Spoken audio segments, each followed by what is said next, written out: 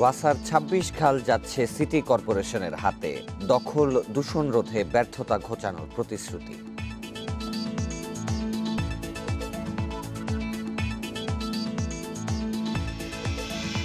রাজধানীর উত্তরায় গাড়ি চাপায় এসআই নিহত। ঘটনা উদ্ঘাটনে সিসিটিভির ফুটেজ বিশ্লেষণ করছে পুলিশ।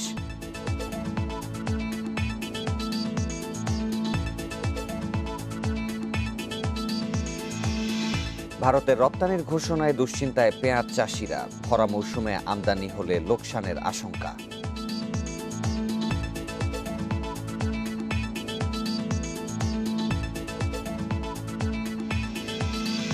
তিস্তার ভাঙন রোধে ১,৫০০ কোটি টাকা বরাদ্দ। গভীরতা বাড়লে কমবে বন্যা, ভাঙনের ক্ষয়ক্ষতি।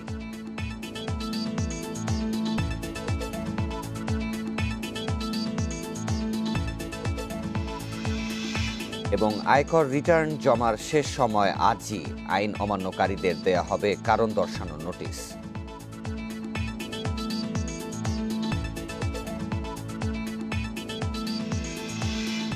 সংবাদ সকালে স্বাগত, সাথে আছি শাফাত বিন ফরিদ। শুনছিলেন প্রধান শিরোনামগুলো, যাচ্ছি বিস্তারিত খবরে। আনুষ্ঠানিকভাবে ঢাকার ২ সিটি কর্পোরেশনকে রাজধানীর খাল রক্ষণাবেক্ষণের দায়িত্ব হস্তান্তর করা হচ্ছে আজ সকালে। হোটেল ইন্টারকন্টিনেন্টালে এই দায়িত্ব হস্তান্তর করবেন স্থানীয় সরকারমন্ত্রী তাজুল ইসলাম। তিনি জানিয়েছেন, নগরবাসীর সুবিধার কথা চিন্তা করেই ২ সিটিকে এই দায়িত্ব দেওয়া হচ্ছে। নিজেদের সক্ষমতা তৈরি হয়েছে জানিয়ে ২ মেয়র বলছেন, দখল দূষণ রোধে জোর দেবেন তারা। এবছর বর্ষা মৌসুমে নগর জুড়ে জলাবদ্ধতা সৃষ্টি হলে খালের বেহাল দশা দেখাতে স্থানীয় সরকার মন্ত্রী তাজুল ইসলামকে ঘটনাস্থলে নিয়ে যান ঢাকার ২ মেয়র আতিকুল ইসলাম ও শেখ ফজলেনুর তাপস। এ সময় ওয়াসাকে ব্যর্থ দাবি করে সংস্থার কাছে থাকা ২৬ খালের দায়িত্ব চান ২ মেয়র। এরপর খাল হস্তান্তরের যৌক্তিকতা যাচাই বাছাই গঠন করা হয় কমিটি। নভেম্বরে ২ সিটি কর্পোরেশনকে খাল হস্তান্তরের নীতিগত সিদ্ধান্ত গ্রহণ করা হয়। অবশেষে বৃহস্পতিবার আনুষ্ঠানিকভাবে খাল হস্তান্তর করা হচ্ছে ২ সিটিকে। স্থানীয় সরকার মন্ত্রী তাজুল ইসলাম জানিয়েছেন, যেহেতু সিটি কর্পোরেশন জনপ্রতিনিধি নিয়ে গঠিত, সেহেতু খাল রক্ষণাবেক্ষণের সংস্থাটি ভালো কাজ করতে পারবে। এগুলো নাকি উদ্ধার না করলে আমাদের ঢাকা শহরকে একটা সত্যিকার অর্থে সুস্থ বসবাসের উপযোগী শহরে রূপান্তরিত করা যাবে না, সেগুলোকে চিহ্নিত করে আমরা ব্যবস্থা ইতিমধ্যে নেওয়ার জন্য বলেছি। খাল রক্ষণাবেক্ষণে নিজেদের সক্ষমতা তৈরি হয়েছে বলে জানিয়েছেন ঢাকার ২ মেয়র। তারা বলছেন, খালের দায়িত্ব পেলে প্রথমে সীমানা নির্ধারণ করবেন, জলাবদ্ধতা নিরসনে ভূমিকা রাখতে পারবেন বলেও জানান ২ মেয়র। খালের ২ পার নির্ধারণ করার পরে আমরা আমাদের ম্যাজিস্ট্রেটের মাধ্যমে খালের পারগুলোকে আমি ক্লিয়ার করব আগে তারপরেই হলো আমাদের খালের নাব্যতা ক্লিয়ার করার জন্য। বাট অবশ্যই এটা চ্যালেঞ্জ তো থাকবেই, কিন্তু চ্যালেঞ্জ কাউকে না কাউকে নিতে তো হবেই চ্যালেঞ্জ। যেগুলো যদি আমাদের রক্ষণাবেক্ষণে দেওয়া হয়, আমরা সেটা সংরক্ষণ করব, আমরা রক্ষণাবেক্ষণ করব এবং আমরা সেখানে একটা নান্দনিক পরিবেশ সৃষ্টি করব। এবং মূল কাজ হবে যে পানি নিষ্কাশনের যে জায়গাটা একদম মুক্ত রাখা। আমরা আশাবাদী যে এটা যদি আমরা নিশ্চিত করতে পারি, তাহলে ঢাকা শহরের জলাবদ্ধতার একটি বড় অংশ আমরা সুরাহা করতে পারব। সিটি কর্পোরেশনের কাছে খাল গেলে দখল দূষণ ঠেকানো সম্ভব বলেও মনে করেন ঢাকার ২ mayor. Adilur Rahman, independent News, Dhaka. উচ্ছেদ অভিযান কোনো ব্যক্তির বিরুদ্ধে নয়, এতে কেউ হেয় হলে সিটি কর্পোরেশনের কিছুই করার নেই। সাবেক মেয়র সাঈদ খোকনের অভিযোগের প্রেক্ষিতে এই মন্তব্য করেন শেখ ফজলেনুর তাপস। কোনোভাবেই উচ্ছেদ কার্যক্রমকে বাধাগ্রস্ত করা যাবে না বলেও হুঁশিয়ারি দেন তিনি। এদিকে সাঈদ খোকনের অর্থ আত্মসাৎ মামলার তদন্তভার পিবিআইকে দিয়েছে আদালত। ফুলবাড়িয়া মার্কেটে অবৈধ দোকান উচ্ছেদ শুরু হতেই প্রভাবশালী কয়েক ব্যক্তির বিরুদ্ধে দুর্নীতির অভিযোগ ওঠে। নাম আসে দক্ষিণ সিটি কর্পোরেশনের সাবেক মেয়র সাঈদ খোকনেরও। ব্যবসায়ীরা অভিযোগ করেছেন, দোকান বৈধতা দেওয়ার কথা বলে ৩৪ কোটি টাকা আত্মসাৎ করেছেন তিনি। এরই মধ্যে সাঈদ খোকন সহ ৭ জনের বিরুদ্ধে মামলা করেন ফুলবাড়িয়া ২ মার্কেটের সভাপতি দেলোয়ার হোসেন। অভিযোগ প্রত্যাখ্যান করে সাঈদ খোকন দাবি করেন, দেলোয়ারকে দিয়ে অপপ্রচার চালাচ্ছেন মেয়র তাপস। এই যে দেলু, আপনার তাপস একে ব্যবহার করে নোংরামি করছে, যেটা কোনোভাবে কাম্য নয়। বুধবার খিলগাঁওয়ের বাসাবোতে এক অনুষ্ঠানে তাপস বলেন, কাউকে হেয় করার উদ্দেশ্য নেই সিটি কর্পোরেশনের। কোনো ব্যক্তি যদি এতে হেয় প্রতিপন্ন হন, লজ্জিত হন, সেটা সেই ব্যক্তির বিষয়, কারো আমাদের ঢাকা দক্ষিণ সিটি কর্পোরেশনের বিষয় না।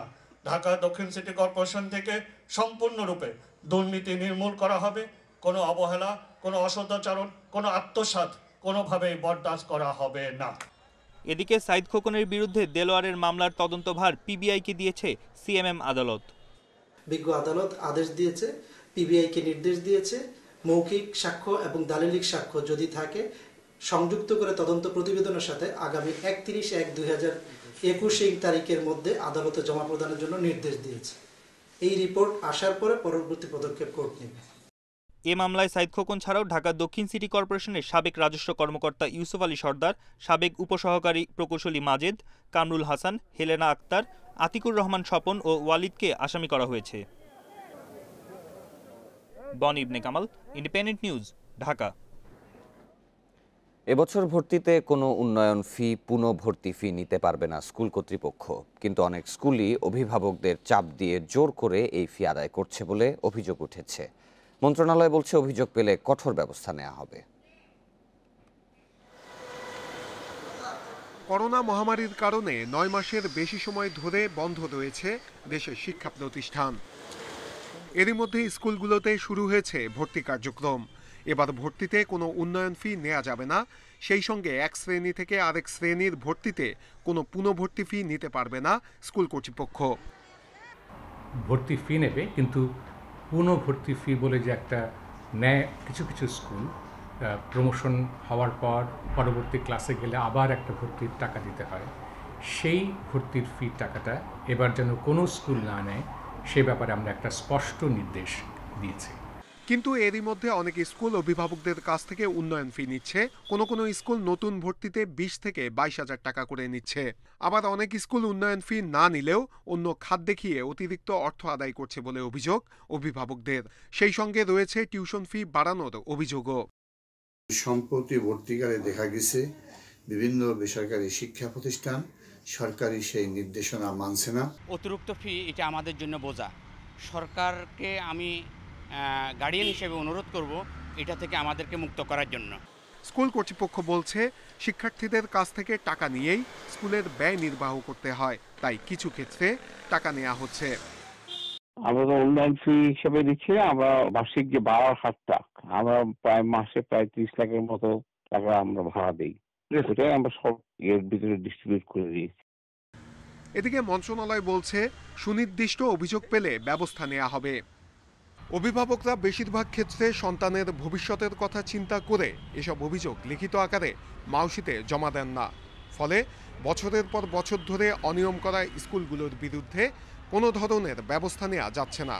অধিদপ্তর অবশ্য বলছে যে কোনো অভিযোগ নির্দ্বিধায় অভিভাবকরা এখানে জানাতে পারেন, সেক্ষেত্রে প্রয়োজন হলে পরিচয় গোপন রাখা হবে। নূরে আলম, ইন্ডিপেন্ডেন্ট নিউজ, ঢাকা। নতুন মুড়ি কাটা পেঁয়াজ বাজারে উঠতে শুরু করেছে। এই সময় ভারতের রপ্তানি করার ঘোষণায় দুশ্চিন্তায় পড়েছেন চাষিরা। তারা বলছেন আমদানির পেঁয়াজ বাজারে আসলে দাম পড়ে যাওয়ার আশঙ্কা আছে। এদিকে বাজার বিশ্লেষণে সঠিক পর্যালোচনার তাগিদ কৃষি অর্থনীতিবিদদের। দেশের পেঁয়াজের বাজার যখন ঊর্ধ্বমুখী ছিল তখন রপ্তানি বন্ধ করে দেয় ভারত। এখন নতুন দেশি পেঁয়াজ আসছে, ফলে দাম কমতে শুরু করেছে। এ সময় আবার রপ্তানি ঘোষণা দিয়েছে ভারত। পেঁয়াজের বাজার নিয়ন্ত্রণে রাখতে উৎপাদনে স্বয়ংসম্পূর্ণ হওয়ার লক্ষ্য সরকারের। সেজন্য বিদেশ থেকে বীজ আনার কথাও ভাবা হচ্ছে। কিন্তু মৌসুমের সময় পেঁয়াজ আমদানি করা হলে চাষিরা ন্যায্য দাম পাবে না, যে কারণে আগ্রহ হারাতে পারেন অনেকে। গত সপ্তাহে পেঁয়াজ ছিল হচ্ছে 1400, 1450, পেয়েছিলাম 40 টাকা, আজ কিনেছি 1300, বেচতেছি 35-40। আমরা আবার যদি এই পেঁয়াজে যদি মার খাই তাহলে আমাদের কি করে আমরা চলবো? এই সরকার তো আমাদের পর কোনো নজরও দেন। কৃষি বিপণন অধিদপ্তরের হিসাবে 1 কেজি পেঁয়াজ উৎপাদনে কৃষকের খরচ 12 টাকা। বর্তমানে বাজারে মুড়ি কাটা জাতের পেঁয়াজ ওঠায় দামও কমেছে। ফেব্রুয়ারিতে আসবে হালি পেঁয়াজ। এ অবস্থায় ভারতীয় পেঁয়াজ এলে লোকসানের সংখ্যায় চাষিরা। কৃষি অর্থনীতিবিদরা বলছেন কৃষকদের সুরক্ষায় ভারতীয় পেঁয়াজের ওপর কর আরোপ করা যেতে পারে। আমাদের কৃষকরা যেন আবার ডিসকারেজড ফিল না করে, সেই জন্যে বাজারের দাম খুব বেশি পড়ে যাবে আমদানি করার কারণে, এরকম কোনো পরিবেশ যেন তৈরি না হয়। পেঁয়াজ উৎপাদনে যে আমরা পর্যায়ক্রমে স্বাবলম্বী হতে চাই, সেই ধারাবাহিকতা যেন কোনোভাবেই নষ্ট না হয়। ভারতীয় পেঁয়াজ আমদানির বিষয়ে সতর্ক থাকার কথা বলছেন বাণিজ্য সচিব। জানান, ভোক্তা ও কৃষকদের স্বার্থ রক্ষায় পরিস্থিতি পর্যালোচনা করা হচ্ছে। ওই হিসাব আমি নিচ্ছি, টোটাল পিকচারটা নিচ্ছি। আমি আমার টিমকে বলেছি ওরা একটা পরীক্ষা নিরীক্ষা করছে, পরীক্ষা মানে স্টাডি, এক ধরনের স্টাডি। ওখানকার টোটাল অবস্থা, আমাদের টোটাল অবস্থা, যোগান, চাহিদা, ইম্পোর্ট সব স্টাডি করে এখন সময় লাগবে। দেশে বছরে পেঁয়াজের চাহিদা 30 লাখ টন। চলতি বছর উৎপাদন হয়েছে 24.5 lakh ton. Shahid Ahmed, Independent News, Dhaka. এ বিষয়ে আরো জানাতে এবার ফরিদপুর থেকে যুক্ত হবেন সহকর্মী মফিজুর রহমান। মফিজুর, ফরিদপুরে এই যে পরিস্থিতি, তো সেটার ফলে সার্বিক অবস্থা কেমন, বিস্তারিত জানাবেন। আপনি জানেন যে এখন কিন্তু সারা দেশে যেসব জেলাতে মূলত পেঁয়াজের আবাদ হয় সেই সব জেলাগুলোতে অর্থাৎ মরিকাটা পেঁয়াজ কিন্তু ঘরে তোলা শুরু করেছে। আমি গতকালকে সকালে এবং বিকালে দুই টাইমে গিয়েছিলাম ফরিদপুরের বিভিন্ন মাঠে এবং সেখানে গিয়ে দেখেছি কিন্তু পরিবারের কৃষক এবং কিষানী এবং তার পরিবারের সদস্যরাও কিন্তু মিলেই একতালে কাজ করছে মরিকাটা পেঁয়াজ ঘরে তোলার কাজে। তবে তাদের মুখে কিন্তু আমি হাসি দেখতে পাইনি। আমি জিজ্ঞেস করেছিলাম কেন আপনাদের মন খারাপ বা কেন এমনটি হচ্ছে, তো তারা বলছেন যে পেঁয়াজের শুরুর মৌসুমেই কিন্তু মূলত 2 দফা বৃষ্টির কারণেই কিন্তু তারা প্রথমে মার খায়, যার ফলে লাইট পেঁয়াজ কিন্তু হয় তাদের 5 থেকে 6 হাজার টাকা মন করে সেই পেঁয়াজটা রোপণ করার পর এখন মরিকাটা পেঁয়াজ ঘরে তুলছে। সুতরাং উৎপাদন ব্যয় কিন্তু তাদের এবার বেশ বেড়েছে। আবার অনেকেই গত বছর ভালো মুনাফা পাওয়ার কারণে কিন্তু অধিক জমিতে এবার বেশি আবাদ হয়েছে, এটি একটি বিষয়। অর্থাৎ বেশি আবাদ হলে কিন্তু তাদের ব্যয়টাও বেড়েছে। তো তাদের বক্তব্য হচ্ছে যে এখন মৌসুম চলছে মরিকাটা পেঁয়াজের, বাজারে মানে ভরা মৌসুম, এখন এই মুহূর্তেও কিন্তু পেঁয়াজের দাম তারা বিক্রি করতে পারছে 30 থেকে 32 টাকা, সর্বোচ্চ 35 টাকা দরে তারা বিক্রি করতে পারছে। তো তাদের দাবি হচ্ছে যে 35 টাকা থেকে 40 টাকার মধ্যে যদি আমরা বাজারে বিক্রি করতে পারি সেটা তাদের জন্য মোটামুটি লস হবে না, এমনটি তারা বলেছেন।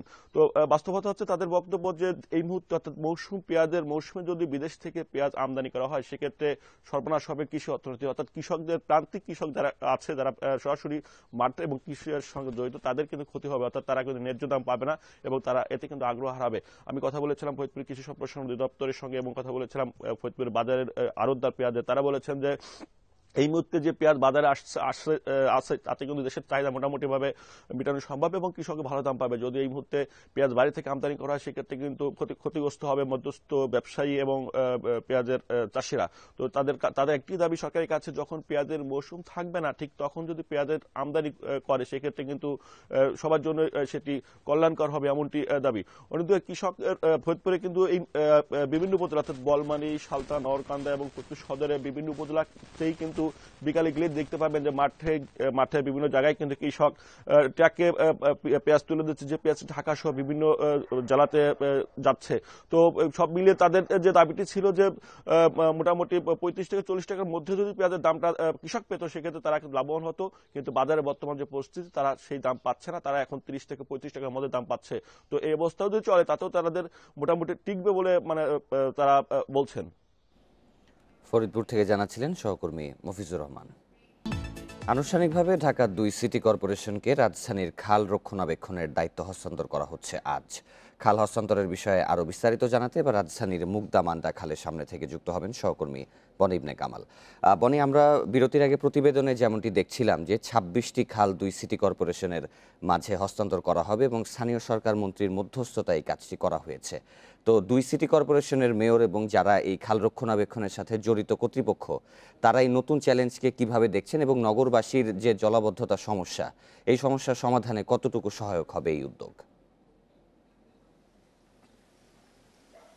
শাফাত, আপনি জানেন যে 1989 সালে কিন্তু ঢাকা ওয়াসাকে এই রাজধানীর 26টি খালের দায়িত্ব দেওয়া হয় যেন যে ব্যবস্থাপনা জলাবদ্ধতা সেটি নিরসন করার জন্য সুয়ারেজ ম্যানেজমেন্টের কারণে।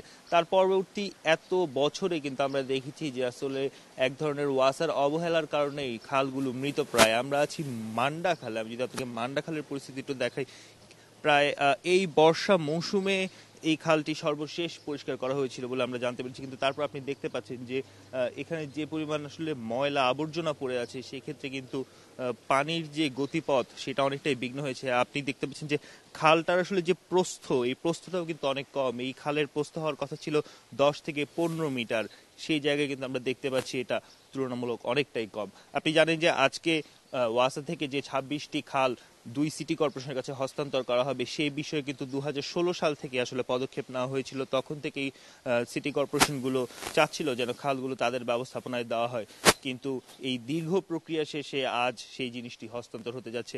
আমরা এই বিষয় নিয়ে 2 সিটি কর্পোরেশনের 2 মেয়রের সাথে কথা বলার চেষ্টা করেছিলাম। তারা কিন্তু বলছেন যে 2 সিটি কর্পোরেশনের যথেষ্ট সক্ষমতা রয়েছে এখন এই খালগুলো মেইনটেনেন্স করার জন্য, এই খালগুলোর প্রাণ ফিরিয়ে আনার জন্য, কিন্তু এই মৃতপ্রায় খালগুলো আসলে খুব সহসাই যে স্বাভাবিক হয়ে আসবে এমনটি কিন্তু নয়। আর আপনি জানেন যে ঢাকা দক্ষিণ সিটি কর্পোরেশনের মেয়র বলছেন যে এই বর্ষা মৌসুম, আগামী যে বর্ষা মৌসুম আসছে তার আগেই কিন্তু এই খালগুলোকে তিনি পুনরুদ্ধার করতে চান, দখলমুক্ত করতে চান।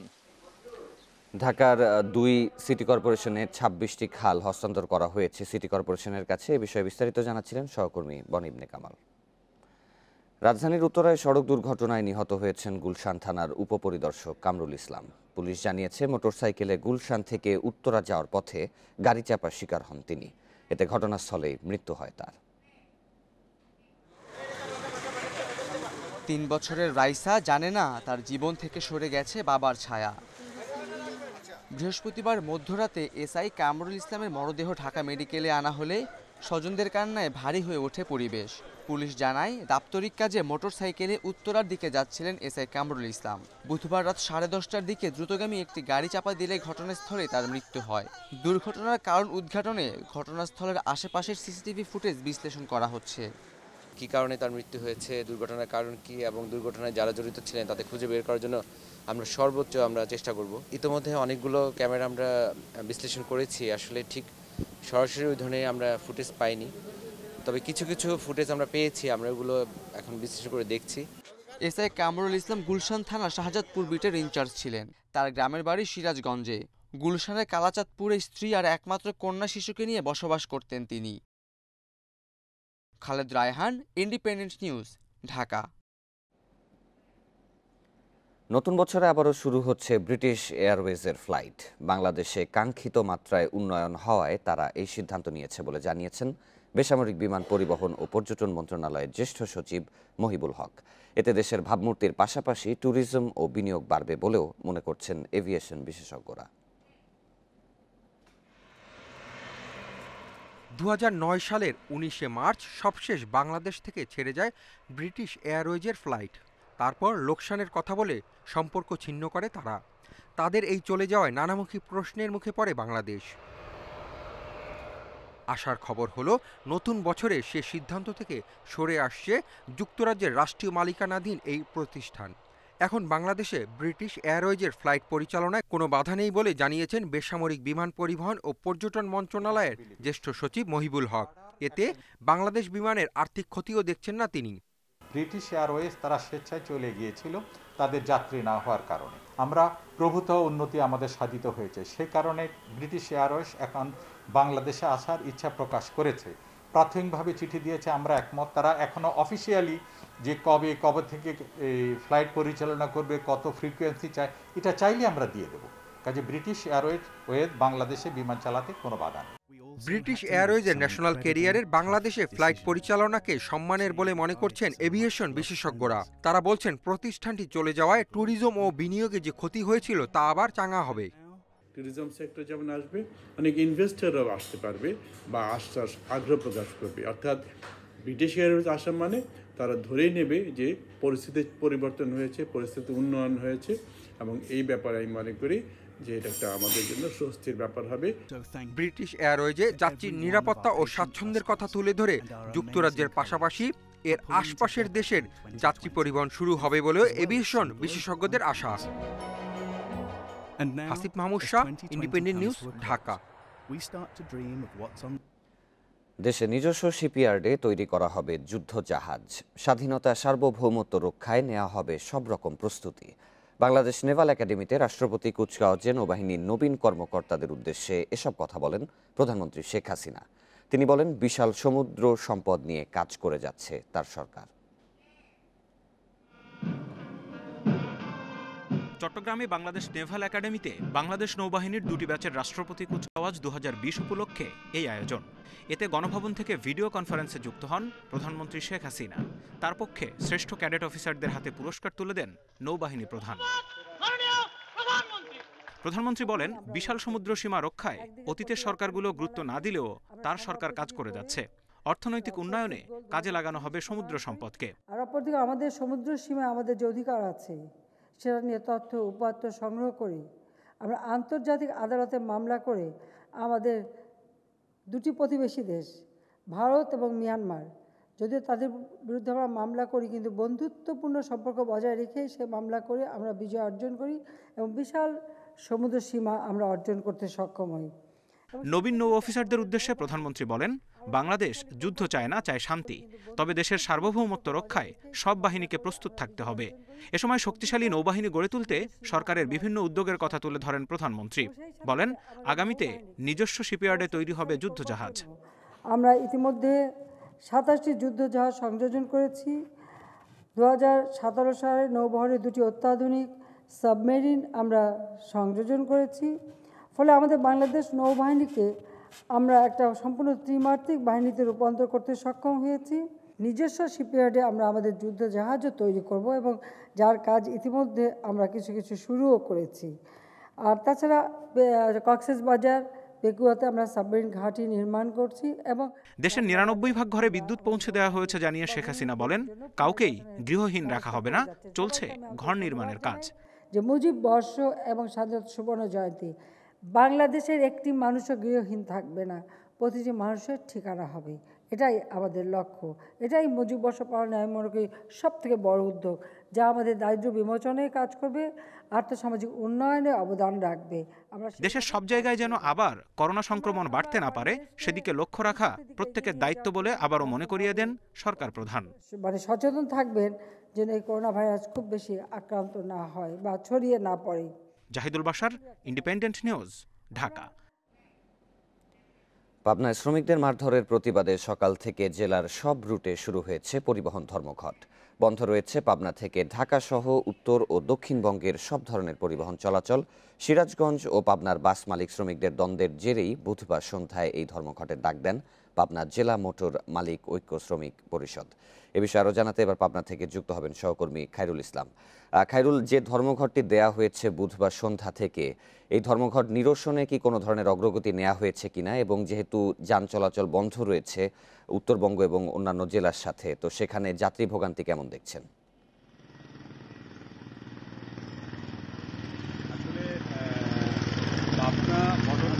সকাল 6টা থেকে কিন্তু অনির্দিষ্টকালের জন্য পরিবহন ধর্মঘটের ডাক দিয়েছেন। কারণ হিসেবে জেলা মোটর মালিক শ্রমিক ঐক্য পরিষদ কিন্তু এর আগে গত 17 ডিসেম্বর পাবনা প্রেস ক্লাবে এক সংবাদ সম্মেলনে কিন্তু তারা অভিযোগ করেন যে সিরাজগঞ্জের সাদাতপুর এবং সিরাজগঞ্জের যে মহাসড়ক রয়েছে সেখানে কিন্তু পাবনার বিভিন্ন শ্রমিক এবং ড্রাইভার এবং হেল্পার এবং কর্ম শ্রমিকদের সিরাজগঞ্জ শ্রমিকরা তারা মারধর করে এবং যে বিভিন্ন অজুহাতে মারপিট করে এবং তার পরিপ্রেক্ষিতে কিন্তু এই নিরসনের এই মারধরের ঘটনার নিরসনে কিন্তু পাবনা শ্রমিক ঐক্য পরিষদ আজকে সকাল 6টা থেকে অনির্দিষ্টকালের জন্য কিন্তু পরিবহন ধর্মঘটের ডাক দিয়েছেন। তবে এই বিষয়ে পাবনা শ্রমিক ঐক্য পরিষদের আহ্বায়ক হাবিবুর রহমান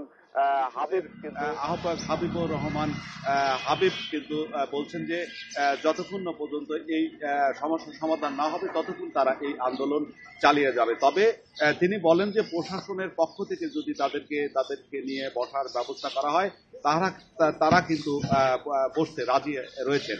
তবে জি খায়রুল, নিশ্চয়ই আপনি এই বিষয়ে আরো বিস্তারিত তথ্য সংগ্রহ করতে থাকুন, পরবর্তীতে আবার আমরা আপনার সাথে যুক্ত হব। করোনা, বন্যা, নদী ভাঙন সহ নানা সমস্যায় কাজ বাধাগ্রস্ত হলেও শেষমেশ 2020 সাল পদ্মা সেতুর জন্য সাফল্যেরই বছর। প্রমত্তা পদ্মার বুকে সবকটি স্প্যান বসায় পুরো দৃশ্যমান স্বপ্নের সেতু। করোনার প্রভাবে কাজের অগ্রগতি কমেছে 30 থেকে 35%। বন্যা আর তীব্র স্রোতে 4 মাস বসানো যায়নি কোনো স্প্যান। নদী ভাঙনে ক্ষতিগ্রস্ত হয় সেতুর কনস্ট্রাকশন ইয়ার্ড। সব মিলিয়ে এবছর অগ্রগতি 7%। আর কোনো জটিলতা না থাকলে 2022 সালের মার্চে উদ্বোধন হতে পারে পদ্মা সেতু। এসে খুব এনজয় করছি এখানে। আমাদের দেশের গর্ব যে আমাদের এত ভালো একটা প্রধানমন্ত্রী, আপনাকে খুব ধন্যবাদ। বাংলাদেশ সরকার আমরা এজন্য আমরা অসংখ্য ধন্যবাদ জানাচ্ছি যে আমাদের সেই দক্ষিণ অঞ্চলে মানুষের কষ্ট লাঘব করে দেওয়ার জন্য। নদীর পাড়ে উচ্ছ্বসিত মানুষ, যেন উৎসবের আমেজ। কেন নয়, কাজ শুরুর দীর্ঘ 6 বছরের মাথায় সম্পূর্ণ দৃশ্যমান 17 কোটি মানুষের স্বপ্নের পদ্মা সেতু। ঘন কুয়াশার মাঝে 10 ডিসেম্বর প্রকৃতির সব বাধা পেরিয়ে জয় প্রকৌশলীদের। 12 ও 13 নম্বর পিলারের উপর বসানো হয় সবশেষ 41 নম্বর স্প্যান। 30,193 কোটি টাকার নিজস্ব অর্থায়নে নির্মাণাধীন 6.15 কিলোমিটারের সেতু এখন দেশের গর্বের প্রতীক। দক্ষিণ আমেরিকার আমাজনের পর বিশ্বের সবচেয়ে খরস্রোতা নদী পদ্মা, তাই সেতু নির্মাণ ছিল বরাবরই চ্যালেঞ্জের। 2018 সাল 22টি পিলারের নকশা জটিলতার সমাধান হলে পরের বছর কাজ চলে পুরোদমে। 20টি স্প্যান স্থাপনের পাশাপাশি সার্বিক অগ্রগতি 75.5 ভাগ। কিন্তু 2020-এ এসে করোনার আঘাতে টালমাটাল হয় বিশ্ব, যার ঢেউ আশ্রে পড়ে পদ্মা সেতুতেও। জুলাইয়ের মধ্যে বাকি 21টি স্প্যান বসানোর কথা থাকলেও 26 মার্চ শুরু হয় টানা 66 দিনের করোনা লকডাউন।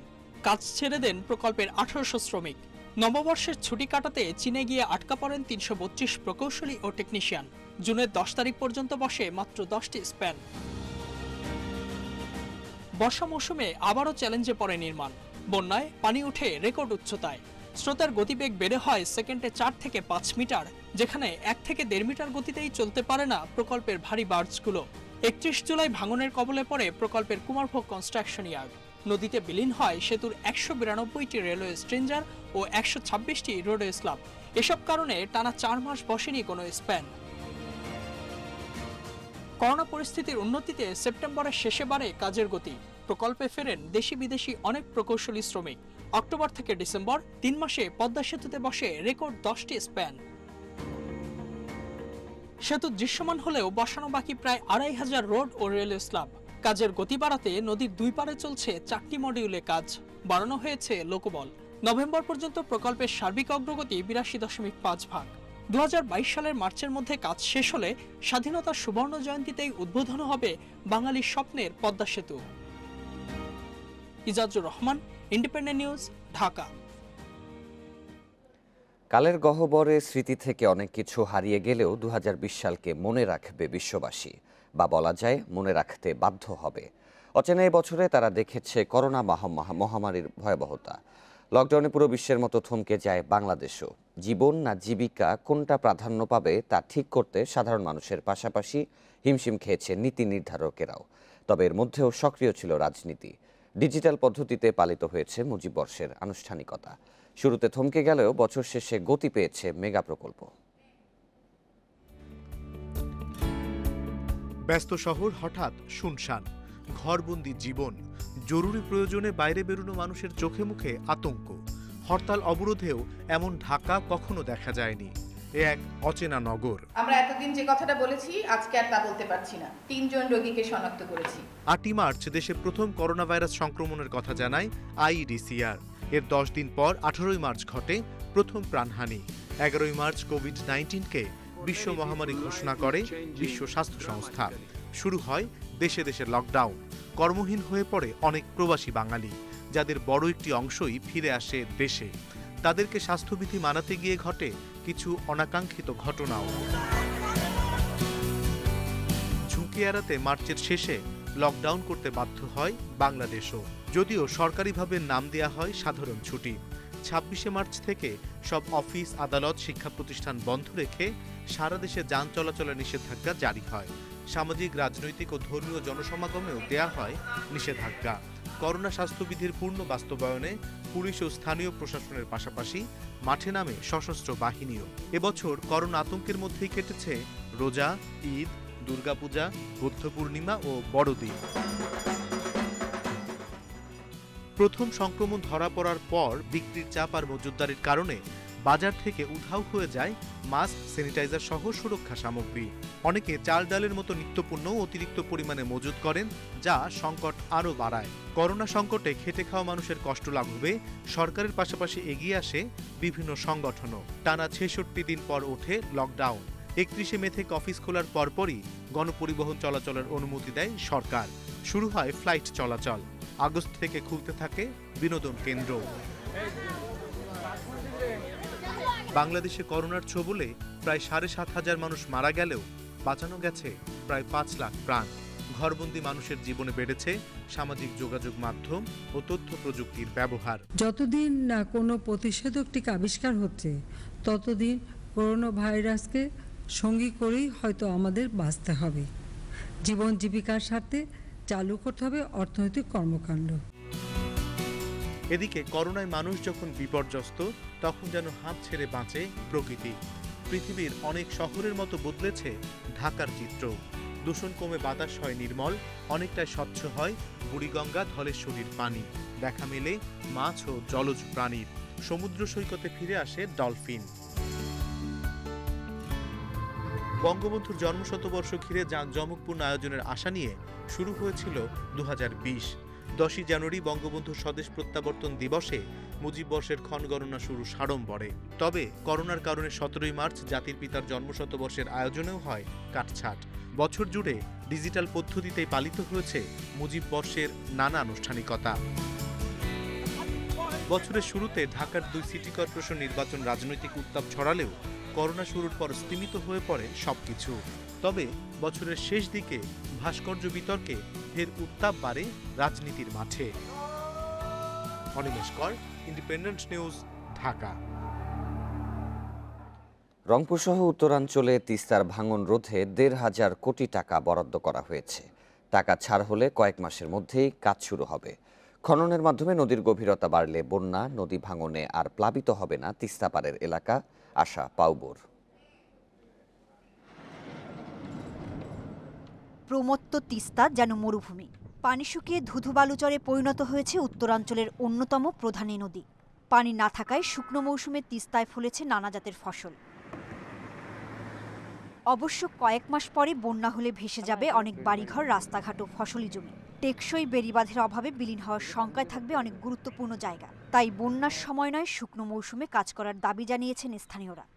বন্যার সময় ঠিকাদাররা আসে 10টার জায়গায় 20টা বস্তা ধরে দেয়, ফেলে দিল, বাস চলে গেল। কিন্তু এই শুকনো মৌসুমে আসলে পানির কোথায় কী করা লাগবে না লাগবে এখন যদি কাজ করা যায় একদম লাইফ গ্যারান্টি হয়ে যায়। বন্যায় কাজ করবে এসে কিন্তু কন্ট্রাক্টরের লাভের জন্য এসে, আর শুকনো সিজনে করলে কন্ট্রাক্টরের লাভ ওইটা আর কি হয় না, সঠিকভাবে লাভ হয় না। আজ শেষ হচ্ছে আয়কর রিটার্ন জমার সময়। শেষ মুহূর্তে কর অফিসগুলোতে ভিড় না থাকায় মিলছে ভোগান্তিমুক্ত সেবা।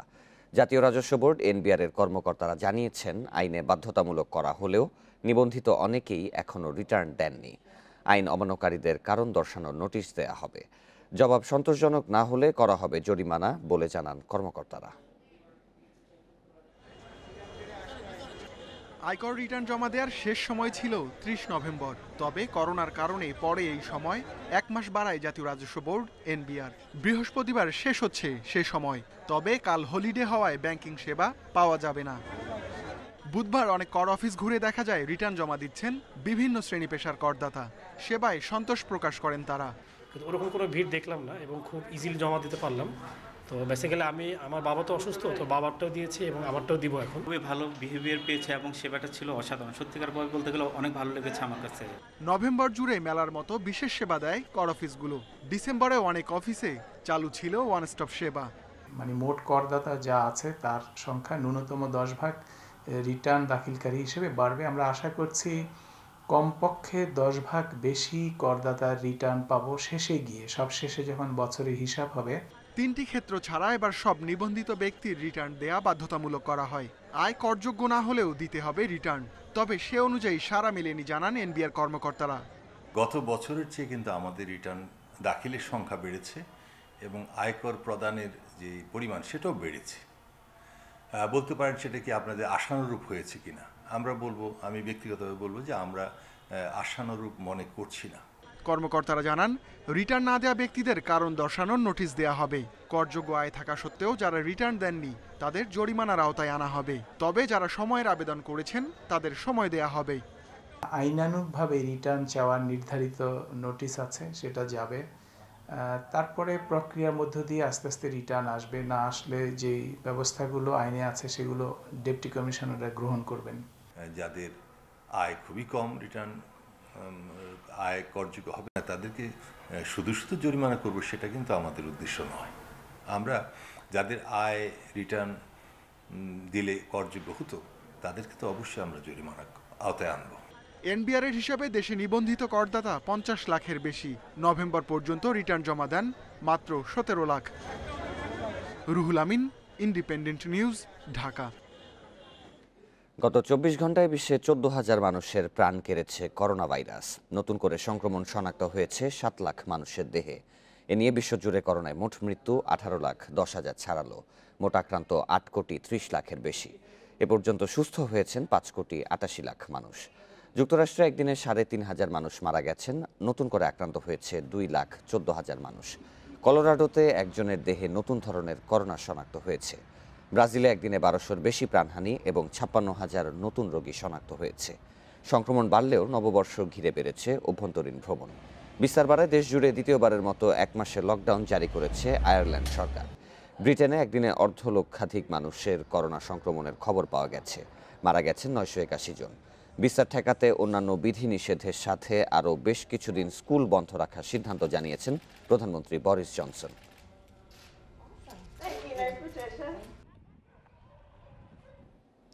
এদিকে করোনা মহামারী ছিল এবারের বিশ্বব্যাপী আলোচনা আর উদ্বেগের বিষয়।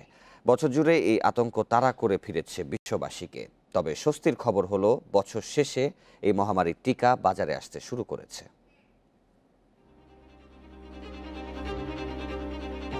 এবছর গোটা বিশ্বে এক এবং অন্যতম আলোচ্য বিষয় ছিল করোনা ভাইরাস। গত 1 বছরে 17.5 লাখেরও বেশি মানুষের প্রাণ কেড়ে নিয়েছে এই ভাইরাস। 218 দেশ ও অঞ্চলে আক্রান্ত 8 কোটির বেশি। প্রথম ধাপের ক্ষতি পুষিয়ে ওঠার আগেই দ্বিতীয় ধাপের সংক্রমণে নাকাল বিশ্বের বিভিন্ন দেশ। বছর শেষ হওয়ার আগে নতুন উদ্বেগ বাড়িয়েছে করোনা ভাইরাসের নতুন ধরন। বছর জুড়েই করোনা মহামারীর পাশাপাশি আলোচনায় ছিল এই ভাইরাসের ভ্যাকসিন প্রসঙ্গ। কয়েকশো টিকা চূড়ান্ত ধাপের পরীক্ষায় থাকলেও আলোচনায় ছিল অক্সফোর্ডের ভ্যাকসিন, যুক্তরাষ্ট্রের ফাইজার ও মডার্না, রাশিয়ার স্পুটনিক 5 এবং চীনের সিনোভ্যাক ভ্যাকসিন। এবছর অন্যতম চমক ছিল যুক্তরাষ্ট্রের 46তম প্রেসিডেন্ট নির্বাচন। নানা নাটকীয়তার পর নতুন প্রেসিডেন্ট নির্বাচিত হন ডেমোক্র্যাট নেতা জো বাইডেন। সেই সাথে প্রথম অশ্বেতাঙ্গ নারী ভাইস প্রেসিডেন্ট পেয়েছে যুক্তরাষ্ট্র। পরাজয় নিশ্চিতের পর দফায় দফায় নির্বাচনের ফল পরিবর্তনের ব্যর্থ চেষ্টা চালিয়ে সমালোচিত হন বর্তমান মার্কিন প্রেসিডেন্ট ডোনাল্ড ট্রাম্প। এবছর আরেক আলোচিত বিষয় ভারতের কৃষকদের আন্দোলন। বিতর্কিত কৃষি বিল বাতিলের দাবিতে তীব্র প্রতিবাদ বিক্ষোভ চালিয়েছেন কৃষকরা। বন্ধ করে দেয়া হয় গুরুত্বপূর্ণ সব মহাসড়ক। সামাজিক যোগাযোগ মাধ্যমে ভাইরাল হয় কৃষকদের ওপর পুলিশি নির্যাতনের ছবি। এবছর বহু তারকার মৃত্যু দেখেছে বিশ্ব। বিশেষ করে অনেক জনপ্রিয় তারকা হারিয়েছে বলিউড। ইরফান খান থেকে শুরু করে ভারতের বর্ষিয়ান অভিনেতা সৌমিত্র চট্টোপাধ্যায়, ফুটবল কিংবদন্তি দিয়েগো মারাদোনার মৃত্যু হয়েছে এবছর। 11 ডিসেম্বর করোনায় আক্রান্ত হয়ে মারা যান বিশ্বখ্যাত কোরিয়ান চলচ্চিত্র নির্মাতা কিম কি-দুক। করোনায় মৃত্যু হয়েছে ভারতের প্রথম বাঙালি প্রেসিডেন্ট প্রণব মুখার্জির। Nusrat Jerin, Independent News. আর এই ছিল এখনকার সংবাদে। ইন্ডিপেন্ডেন্ট টেলিভিশনের সব খবর আরও বিস্তারিত জানতে চোখ রাখুন ফেসবুক, ইউটিউব এবং টুইটারে। ধন্যবাদ সবাইকে।